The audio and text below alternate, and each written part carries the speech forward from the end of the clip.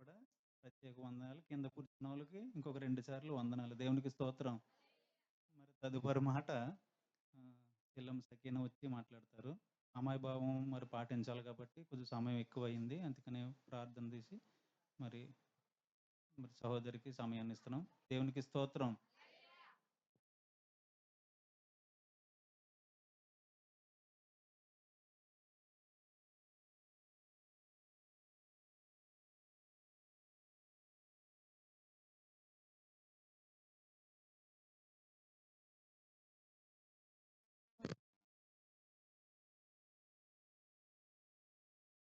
పలికిన 7 మాటల్లో 6వ మాట చెప్పబోతున్నానండి. అందరూ కళ్ళు మూసుకుందాం, చిన్న ప్రార్థన చేసుకుందాం. స్తుతి స్తోత్రాలను ఇదిగో నేను గతించే కాలం అంతా మమ్మల్ని ఎంతగానో కాచి కాపాడేందుకు నీకే లెక్కలేని వందనాలు స్తోత్రాలు తండ్రి. ఈ రీతిగా తండ్రి ఈ సమయంలో తండ్రి నిన్ను ఆరాధించడానికి మాకు సహాయం చేసినందుకు వందనాలు స్తోత్రాలు తండ్రి. ఇదిగోనైనా నిలబడి తండ్రి ఇదిగోనైనా నీ 7 మాటల్లో ఒక్కొక్క మాట చెప్పుచుండగా ఇదిగోనైనా ప్రతి ఒక్క బిడ్డను బలపరిచినందుకు వందనాలు స్తోత్రాలు తండ్రి. ఇదిగోనైనా 6వ మాట చెప్పుచుండగా తండ్రి ఇదిగో మాట్లాడింది నేనైనప్పటికీ తండ్రి ఇదిగోనైనా నా కంఠం స్వరమై ఉండమని అడుగుచున్నాను తండ్రి. ధైర్యం కలుగు చేయమని అడుగుచున్నాను తండ్రి. నువ్వు ఏదైతే మాట్లాడాలనుకుంటున్నావో తండ్రి నాతో మాట్లాడించమని అడుగుచున్నాను తండ్రి. వందనాలు స్తోత్రాలు తండ్రి. ఇదిగోనైనా ఎటువంటి తప్పులు పొరపాట్లు మాట్లాడుకోకుండా తండ్రి ధైర్యం కలిగి మాట్లాడడానికి సహాయం దయచేయమని ఈ చిన్న ప్రార్థన పాదాల సన్నిధి చేర్చుకోమని పరిశుద్ధం ఆడుతున్నాను తండ్రి. 6వ మాట సమాప్తమైందండి. యోహాను సువార్త 19వ అధ్యాయము 30వ వచనం చదువుకోండి. యేసు ఆ చిరక పుచ్చుకొని సమాప్తమైనదని చెప్పి తల వంచి ఆత్మను అప్పగించనండి. సమాప్తమైనది అనే మాటకి అనేక అర్థాలు ఉన్నాయండి. సమాప్తమైందంటే పూర్తయింది, ముగిసిపోయిందని అర్థం అండి. దేవుడు సిలువలో అనేక శ్రమలు పొంది మరణానికి దగ్గరవుతున్నప్పుడు మరణించిపోతున్నప్పుడు సమాప్తమైందని చెప్పుచున్నారండి. దేవుడు ఈ లోకానికి ఎందుకైతే వచ్చి ఉన్నాడో మనం తెలుసుకోవాలండి. ఫస్ట్ ఆఫ్ ఆల్ లూకా సువార్త 4వ అధ్యాయం 16వ వచనం నుండి 19వ వచనం వరకు చదువుకుందామండి. తరువాత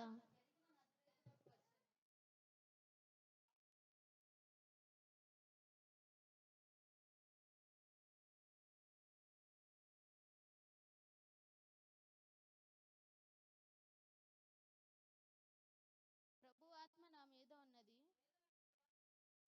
పేదలకు సువార్త ప్రకటించే ఆయన నన్ను అభిషేకించును, చెరలో ఉన్న వారికి విడుదలను, గుడ్డి వారికి చూపును కలుగునని ప్రకటించుటకును, నలిగిన వారిని విడిపించుటకును, ప్రభువు హితవస్త్రము ప్రకటించుటకు ఆయన నన్ను పంపి ఉన్నాడు. దేవుడు ఎందుకైతే పంపి ఉన్నాడంటే బీదలకు సహాయం చేయటకు ఆయన ఈ లోకం పంపనండి. అసలు మెయిన్ కారణం అయితే పాపులను రక్షించుటకే యేసుక్రీస్తు ఈ లోకానికి వచ్చినని చెప్పుకుంటున్నామండి. అలాగే బీదలకు సువార్తను ప్రకటించుటకు ఆయన నన్ను అభిషేకించను, తన అద్వితీయ కుమారుడైన దేవుడు పంపించడానికి పేదలకు సువార్త ప్రకటించుటకును ఆయనను అభిషేకించును, చెరలో ఉన్న వారిని విడుదల చేయుటకును, గుడ్డి వారికి చూపు కలుగుటకును పంపించునండి. అనేక కార్యాలు దేవుడు చేసి ఉన్నాడండి. దేవుడు చనిపోయేంత వరకు ప్రకటించబడిన సువార్తలో చాలా కార్యాలు అయితే అద్భుత కార్యాలు అయితే దేవుడు చేసి ఉన్నాడు. గుడ్డి వారికి చూపు కలుగజేయడం, అనేకులకు మేలు చేయడం కలిగి ఉన్నదండి. రోమియోలకు రాసిన లేఖ 10వ అధ్యాయం 4వ వచనం చదువుకుందామండి. విశ్వసించు ప్రతి వానికి నీతి కలుగుటకే క్రీస్తు ధర్మశాస్త్రమునకు సమాప్తి అయి ఉన్నాడు. విశ్వసించు ప్రతి వాడికి నీతి కలుగుటకై క్రీస్తు ధర్మశాస్త్రము సమాప్తి అయి ఉన్నాడు. అంటే మనం విశ్వసించాలండి. దేవుడు మన కొరకై పుట్టి వచ్చాడు, మన కొరకే మరణించాడు, మన పాపం నిమిత్తం అయితే మరణించాడని మనం నమ్మి ఉంటే గనక మనం పాప విమోచనం పొందుతాము. దేవుడికి అంత అవసరం ఏంటంటే సిలువలో మరణించవలసిన అంత అవసరం అయితే లేదు. ఆయన కొరడా దెబ్బలు అంత శిక్ష పడవలసిన అవసరం అయితే లేదు. తండ్రి అయిన దేవుడు ఒక్క మాట పలికినా దేవుడు మన కొరకు మరణించే అవసరం లేదండి. ఎందుకంటే దేవుడిని ఈ లోకానికి ఎందుకైతే పంపించి ఉన్నాడో దేవుడు ఆ పని చేయడానికే ఇక్కడికి వచ్చాడు. ఆ పని చేసుకొని దేవుడి మాటను నెరవేర్చి లేఖనాలు నెరవేర్చడానికే ఈ లోకానికి వచ్చి ఉన్నాడు యేసు ప్రభు. మన కొరకు మన పాపం నిమిత్తమై మరణించడానికి వచ్చి ఉన్నాడు. ఆయన మరణం చేత మనకు పాపం లేకుండా, మనకు బాధలు లేకుండా, మనకి సాతాను శోధన లేకుండా అన్నిటినీ జయించాడండి. గుడ్ ఫ్రైడే అని దేవుడు మరణించిన రోజున గుడ్ ఫ్రైడే ఎందుకని అంటారండి? దేవుడు బాధించబడి మరణించాడు. అయినా దాన్ని గుడ్ ఫ్రైడే ఎందుకని అంటామంటే మన కొరకు పరిశుద్ధపడబడి ఆయన చనిపోయిన రోజున ఆయన మరణాన్ని గెలిచాడు, సమాధిని గెలిచాడు, సాతాను గెలిచాడు. ఈ లోక పాపములన్నిటిని జయించాడు గనుకే, మన కొరకు మరణించాడు గనుకే ఈ రోజు గుడ్ ఫ్రైడే అని చెప్పుకుంటున్నామండి. 2 కొరింథీయులు 5:15 చదువుకుందామండి.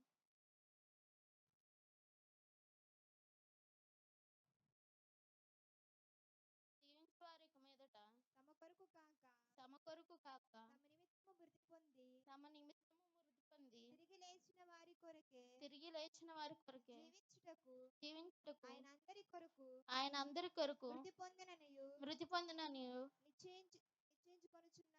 నిశ్చయించుకొనుచున్నాను. కొంతమంది ఉంటారు కదండి, యేసుప్రభు నా కొరకైతే మరణించలేదు. మూర్ఖులు ఉంటారు కదండి, నా కొరకైతే మరణించలేదు, నా కొరకు పుట్టలేదు యేసుప్రభు అనుకుంటారండి. ఎవరి కొరకైతే పాపం ఎవరైతే చేయుచున్నారో, పాపం చేయని వాడు ఏ ఒక్కడు లేడండి. అందరూ పాపం చేసి ఉన్నవారే. మన పాపం బట్టి ఆయన మరణ శిక్ష విధించబడింది. ఆయనకైతే ఏ పాపము లేదండి. ఆయన పరిశుద్ధుడని పిలువబడుచున్నాడు. ఆయన నిమిత్తము ఏ పాపము ఏ తప్పు నిరూపించలేకపోయారండి. ఎవ్వరు కూడా ఆయన మీద ఏ తప్పు మోపలేకపోయారు. ఏంటంటే మన పాపముల నిమిత్తమై మరణించడానికి యేసు లోకానికి వచ్చిన గనుక మన పాపముల నిమిత్తము మనల్ని రక్షించుటకై, మనం పరిశుద్ధులమగుటకై ఆయనకి మనం పాపులుగా జీవించడం ఇష్టం లేదండి. మనం ఎప్పుడు పాపంలోనే ద్వేషాలతోటే ఎప్పుడు జీవించడం ఆయనకి ఇష్టం లేదు. ఆయన మరణం చేత మనం పరిశుద్ధపరచబడడానికి ఆయన మన కోసం సిలువలో త్యాగం చేయబడ్డాడండి. ఆయన మరణం ద్వారా అయినా మనం మారుతామేమో అని సిలువ వేయబడ్డాడండి యేసు ప్రభు. మార్కు సువార్త 15:37.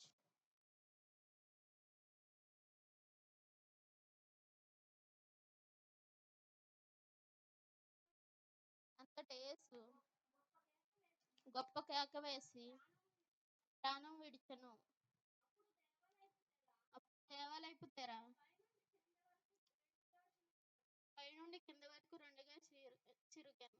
అప్పుడు పాత నిబంధనలో దేవాలయంలో 3 స్థలాలు ఉండేయండి. ఆవరణము, పరిశుద్ధ స్థలము, అతి పరిశుద్ధ స్థలం అని ఉండేదండి. ఆవరణలో జనం అంటే విశ్వాసులందరూ కూర్చునేవారు. పరిశుద్ధ స్థలంలో యాజకుడు. అతి పరిశుద్ధ స్థలంలో ఎప్పుడు వెళ్ళడండి. ఏడాదికి ఒకసారి అయినా ఎప్పుడైనా అవసరమైనప్పుడే యాజకుడికి మాత్రమే చోటు ఉంటుందండి అతి పరిశుద్ధ స్థలంలో. అతి పరిశుద్ధ స్థలంలోకి వెళ్ళిన వాడు పాపం చేయక నీతిమంతుని వలె ఉంటేనే వెళ్ళాలండి. పాపం చేసిన వాడైతే వెంటనే అక్కడికక్కడే మరణించగలుగుతాడు. ఆ అతి పరిశుద్ధ స్థలంలో మన పాపముల నిమిత్తమై యాజకుడు కలవడానికి వెళ్ళినప్పుడు అతనికి చిన్న గంట కడతారండి. యాజకుడికి చిన్న గంట కడతారు. ఎందుకంటే ఆయన బతుకున్నాడో లేదో తెలియడానికి బయట ఉన్న ప్రజలకి చిన్న గంట కడితే ఆయన కదిలినప్పుడల్లా శబ్దం వినిపించినప్పుడు బ్రతికి ఉన్నాడని తెలుసుకుంటారండి. ఒకవేళ మరణిస్తే అప్పుడు పూర్వకాలంలో తాడు పెట్టుకునేవారండి అనడానికి. ఆ తాడు పెట్టుకుని బయటకు లాగేస్తారండి. అంతేగాని అతి పరిశుద్ధ స్థలంలోకి ఎవరికి ప్రవేశం లేదండి. కానీ యేసు మరణించడంతో ఆ దేవాలయపు తెర రెండుగా చిరిగిపోయిందండి. అంటే దానికి సూచన ఏంటంటే మనకును దేవునికి ఇంకెవరును అడ్డు లేరు, మధ్యవర్తి లేరని మనం తెలుసుకోవాలి. మనకిని దేవునికిని ఎవరును అడ్డు లేరు, మధ్యవర్తి ఎవరు లేరు. మన పాపల నిమిత్తమై యేసుకే మొరపెట్టాలి, ఎవరికి చెప్పుకోకూడదు. ఇదివరకు రోజుల్లో అయితే యాజకులకి, గురువులకి అని చెప్పుకునేవారు. అలాంటిది ఏమీ లేదండి. మనం డైరెక్ట్గా యేసుతోనే మాట్లాడాలని యేసయ్యతోటే మనం సంభాషించాలనే ఆ సూచన కలిగి ఉన్నదండి. యెషయా యెషయా 53:5 చదువుకుందామండి. మన అతిక్రమములను బట్టి అతడు గాయపరచబడెను, మన దోషములను బట్టి నలగగొట్టబడెను. మన సమానార్థమైన శిక్ష అతని మీద మోపబడును. అతను పొందిన దెబ్బల చేత మనకు స్వస్థత కలుగుచున్నది. ఆయన ఎవరి కొరకు మరణించారండి? మన కొరకే మరణించారు. మన అతిక్రమలను బట్టే మరణించారు. మనం పాపం చేసి ఉన్నాము కాబట్టే దేవునికి ఆ శిక్ష అనేది కలిగిందండి. మనం పరిశుద్ధులమై ఉంటే దేవునికి ఆ శిక్ష కలిగి ఉండదేమో. అలాగే శిష్యుల్లో కూడా ఒక శిష్యుడు, నేను మాట్లాడి నువ్వు తెలుసని, నేను చనిపోయినా సరే నువ్వు తెలీదని నేను ఒప్పుకోను, నేను చెప్పను, నా నోటితో చెప్పనన్న శిష్యుడే మళ్ళీ తిరిగి నువ్వు తెలీదు, నాకు తెలీదని 3 సార్లు అన్నాడండి. అలాగే మనం కూడా ఇక్కడ ఉన్నంత సేపు, మనం ప్రార్థన చేసినంత సేపు ఇక్కడ దేవుడంటే ఎంతో భక్తిగా ఉంటాము. బయటికెళ్ళిన తర్వాత యథా జీవితం తథాస్థితి అన్నట్టు ఉంటామండి. బయట చర్చిలో ఒక వేషము, చర్చి బయట ఒక వేషం వేస్తున్నామండి. అది ఎప్పటికీ ఉండకూడదు. మనం మందిరంలోకి వెళ్తున్నామంటే ఇక్కడ కన్నా బయట ఇంకా పరిశుద్ధంగా ఉండాలండి. మనల్ని చూసి ఇంకొకరు మారేలా ఉండాలి తప్ప, మనల్ని చూసి ఇంకొకరు చెడగా మారే బా ఉండకూడదండి. మనల్ని బట్టి మన యేసుప్రభు కీర్తనే తేవాలి తప్ప ఎప్పుడు దూషించబడకూడదండి. అన్ని జనుల మధ్యన నా నామం మీ బట్టే కదా దూషించబడుతుంది అని దేవుడు పలుకుతాడండి. అవును, మనం ఇలా ఉంటున్నాం కాబట్టే అన్ని జనుల మధ్యన అన్ని జనులు కూడా మారలేకపోతున్నారండి. మనల్ని చూసి మారేవారు కూడా తిరిగి వెళ్ళిపోయే స్థితిలోకి మనం అయితే వచ్చాము. అలా ఉండకూడదు. దేవుని చూసి దేవుడు మన కొరకు మరణం పొందారు కాబట్టి దేవుని శ్రమలు ప్రతిరోజు మనం ధ్యానం చేసుకుంటూ ఉండాలండి. ఒక్క గుడ్ ఫ్రైడే రోజే తప్ప మనం ఎప్పుడు సంవత్సరం మళ్ళీ జ్ఞాపకం చేసుకోము. అలా కాదు. మనం గుడ్ ఫ్రైడే రోజు ఒక్కరోజే కదండి వేయడం. మన పాపం చేత రోజు రోజు సిలువ వేస్తూనే ఉంటాము. మన పాపం చేత, మన అతిక్రమలను బట్టి, అన్నిటిని బట్టి, మనం చేసే పాపం బట్టి దేవుని రోజు సిలువ వేస్తూనే ఉంటాం. అలాంటప్పుడు రోజు ప్రార్థన చేసుకుంటూనే ఉండాలండి. మనం పాపం మానేవాళ్ళు, పాపంలోకి లోబడకూడదు. పరిశుద్ధంగా జీవించాలని ఎల్లవేళలా ప్రార్థన చేసుకోవాలి. మన అతిక్రమలను బట్టి ఆయన మరణించినప్పుడు మనం ఎన్నో సార్లు నేర్చుకున్న, ఎన్నో గుడ్ ఫ్రైడేలు చూసాం, ఎన్నో వాక్యాలు విన్నామండి. అయినా మన జీవితంలో మార్పు అనేది కలగట్లేదు. కానీ ఈ గుడ్ ఫ్రైడే నుంచి అయినా మనం మారు మనసు పొంది దేవునికి ఇష్టంగా జీవించడానికి మనం జీవించాలని కోరుకుంటున్నాను. ఈ చిన్న వాక్యం దేవుడు దీవించును గాక.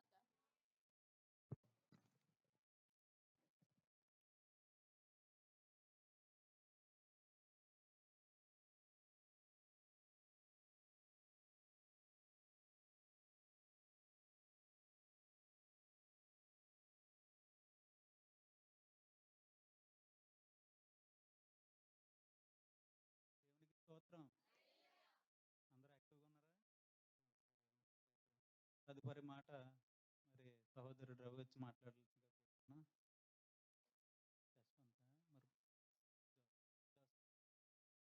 అంటే లిస్టులో చూసి నేను చెప్పాను. మరి చిన్న ఆయనకి మరి అవకాశం ఇచ్చినట్టున్నారు ఆయన. దేవునికి స్తోత్రం.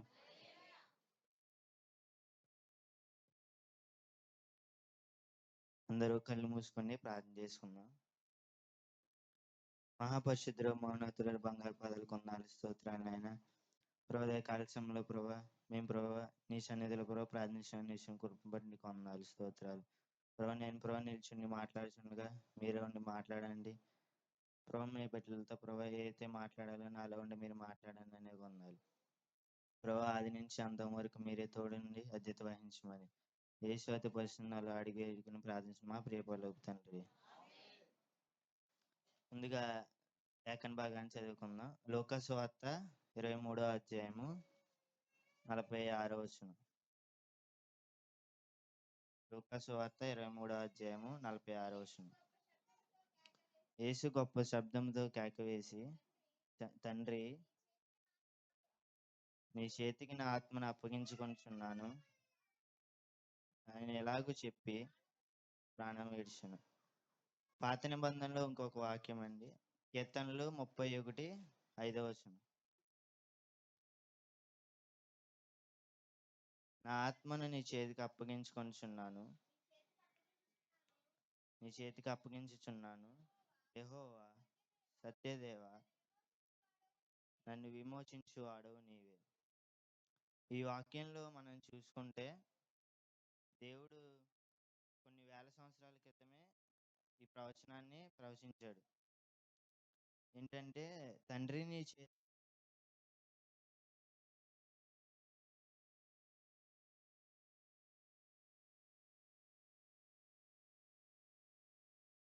హలో హలో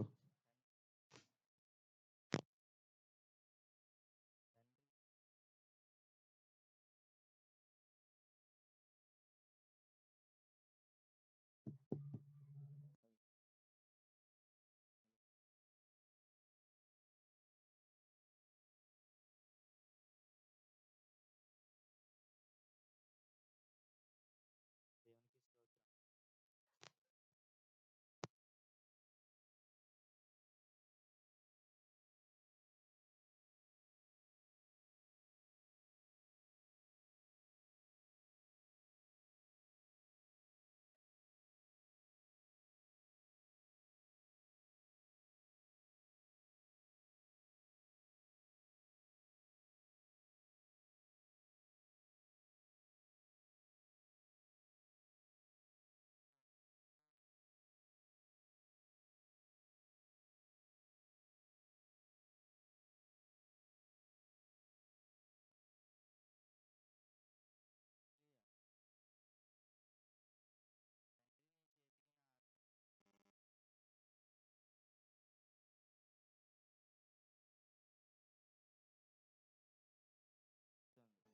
మొదటి వాక్యంలో కూడా దేవుడు తండ్రి అని సంబోధించాడు. అలాగే చివరి వాక్యంలో కూడా దేవుడు తండ్రి అని సంబోధించాడు. ఈ రెండు వాక్యాలు బట్టి మనం చూసుకున్నట్లయితే దేవుడు మనకు తండ్రి అన్నాడు.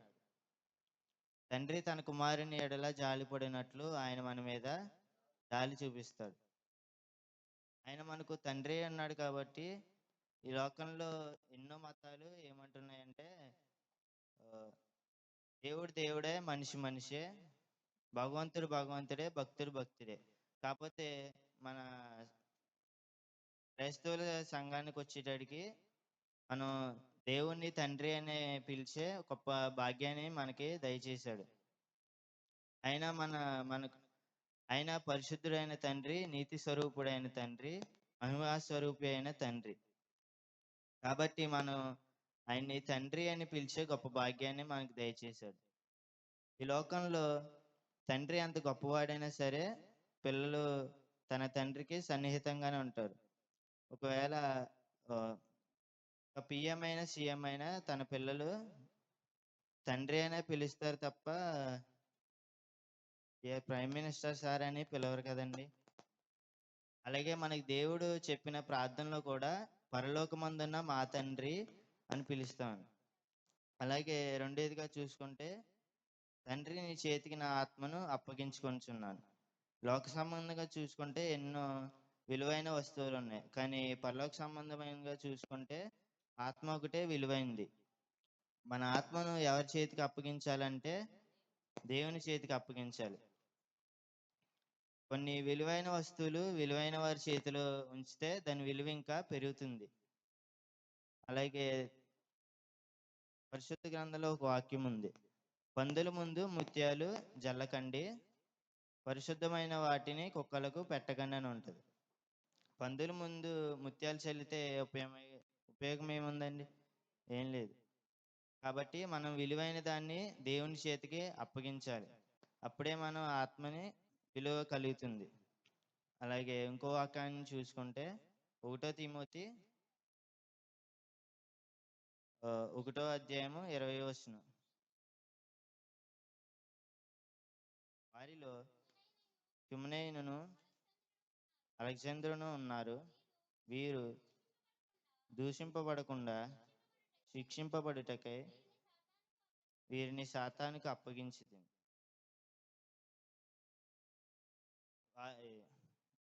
హిమనయును అలెగ్జాంద్రును వారి ఆత్మని ఎవరికి అప్పగించారంటే సాతానికి అప్పగించారు. ఒకవేళ సాతానికి కానీ మన ఆత్మను అప్పగిస్తే తనకి నచ్చినట్టుగా తను మనల్ని వాడుకుంటాడు.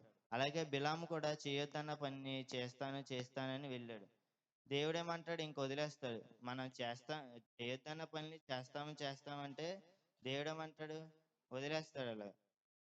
అలాగే ఇంకో వాక్యం చూసుకుంటే రోమపత్రిక 1వ అధ్యాయము 26వ వచనం. అందువలనే దేవుడు తుచ్చమైన అభిలాషలకు వారిని అప్పగించెను. వారి స్త్రీలు సైతము స్వాభావికమైన ధర్మమును విడిచి స్వాభావిక విరుద్ధమైన ధర్మమును అనుసరించిరి. చాలండి. ఈ వాక్యంలో చూసుకుంటే దేవుడు తుచ్చమైన అభిలాషలకు ఆయన్ని అప్పగించను. అసలు దేవుడు ఎందుకు అప్పగిస్తాడంటే, మనం చేయొద్దన్న పని చేస్తానంటే దేవుడు ఇంకా వదిలేస్తాడండి. అలాగే దేవుడు తన ఆత్మని ఎందుకు అప్పగించాడని చూసుకుంటే, ఒక వాక్యంలో ఎఫెసీయులకు రాసిన పత్రిక 5వ అధ్యాయము 27వ వచనం. అటువలే క్రీస్తు కూడా సంఘమును ప్రేమించి అది కళంకమైనను ముడత అయినను అట్టిది మరి ఏదైనాను లేక పరిశుద్ధమైనది గాను నిర్దోషమైనది గాను మహిమగల సంఘము గాను ఆయన తన ఎదుట దానిని నిలబెట్టుకొనవలని వాక్యముతో ఉదక స్నానం చేత దానిని పవిత్రపరిచి పరిశుద్ధపరచుటకై దాని కొరకు తాను అప్పగించుకొనెను. దేవుడు ఎందుకు అప్పగించుకున్నాడంటే, తన సంఘాన్ని మహిమ కలిగిన సంఘంగా మార్చుకోవడానికి. దేవుడు ఆదామును అవ్వని చేసినప్పుడు ఆదాము ప్రక్కటెముకల నుంచి అవ్వను తీశాడు. ఆదాము గాయపడ్డాడు కాబట్టి అవ్వ వచ్చింది. అలాగే యేసు ప్రభు గాయాల నుండి మన సంఘం పుట్టాలి.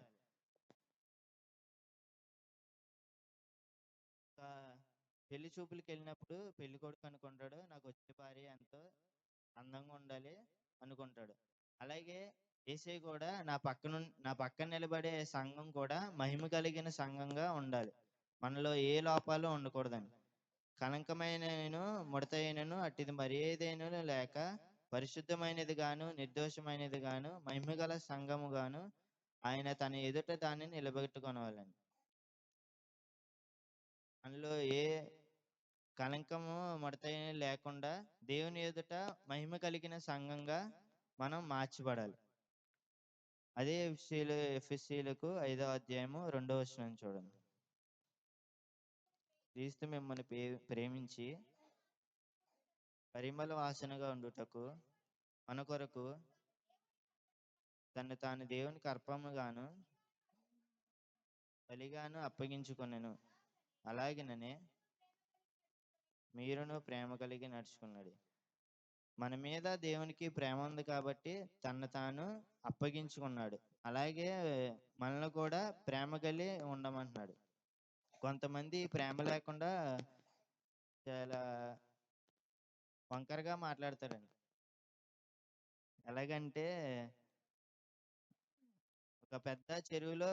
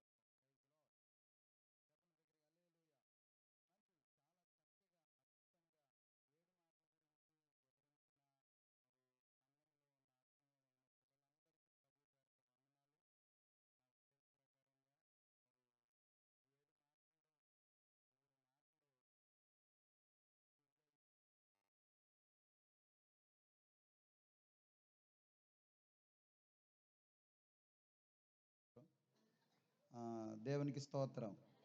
అనుష మణి గారు ఇంకెలాంటి వాళ్ళు ఇంకా కొంతమంది ముగ్గురు మాట్లాడి, యవన పిల్లల్లో ముగ్గురు మాట్లాడితే బాగుంటుందని కూడా నాకు ఆలోచన వచ్చింది. ఏది ఏమైనా దేవుని ఆలోచన ప్రకారంగా 7 మాటలు ఈ శిలువ ధ్యాన కూడికలో మాట్లాడడానికి ప్రభు సహాయం చేశారు.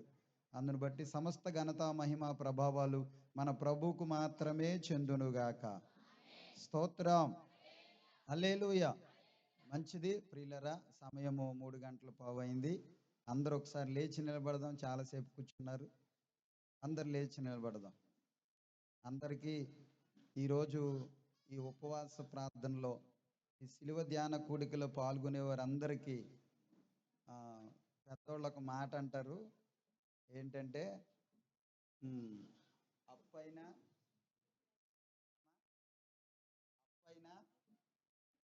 పర్లేదు, అప్పైనా దేవునికి స్తోత్రం. అలాగే చిన్న సంఘమైన మన ఆలోచన ఏంటంటే వచ్చేవారందరికీ నోటికి టేస్ట్గా మాధుర్యంగా ఉండే మంచి బ్రెడ్ అందరికి ఇవ్వాలని మంచి ఆలోచన. దాని కొరకు ప్రార్థన చేసినప్పుడు 7 కొండల గారు వెళ్తున్నారు, ఒక బ్రెడ్ ఉండి, అయ్యా ఉండండి ఒక బ్రెడ్ తీసుకుని వెళ్తారు. కానీ అయ్యా ఒక బ్రెడ్ తీసుకెళ్ళాము, అది ఒకటి తీసి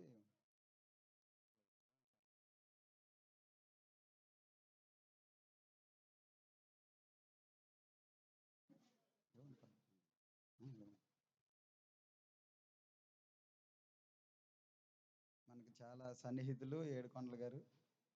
వందనాలండి. మంచిది ప్రియులరా, అందరు కూడా కళ్ళు మూసుకుందాం.